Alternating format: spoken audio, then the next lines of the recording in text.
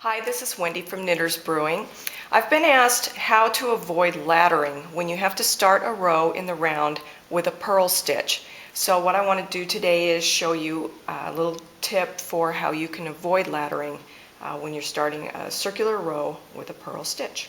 So here I have a circular project. This happens to be a sleeve. And this method that I'm going to show you works whether you're doing magic loop or double pointed needles or two circulars. So normally if we're going to start a row off with knitting stitch, we're just going to go in and grab our needle and go.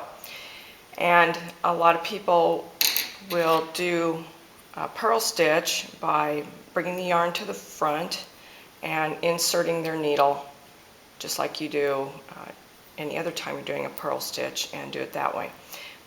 But what happens is when you go to tighten that up, your needle hits against the cable if you're doing magic loop, or if you're doing two circulars, or if you're doing double pointed needles, it hits against another needle back here, and it makes it really hard to tighten up this gap between the last stitch on the previous needle and the first stitch on the front needle.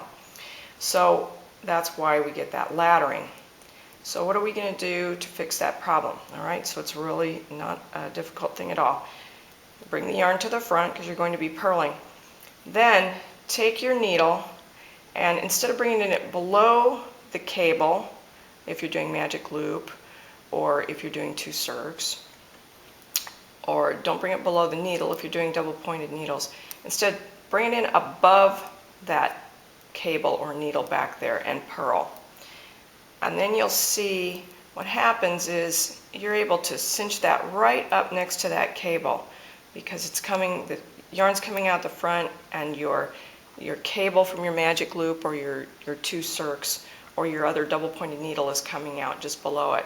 So tighten that up good, use your finger to pull on it, and then when you do your second stitch, that pretty much holds it into place, and you can keep purling that round, and you'll completely avoid any kind of gap right here between the last stitch of the previous needle and the first stitch on the new needle. And that's all there is to it.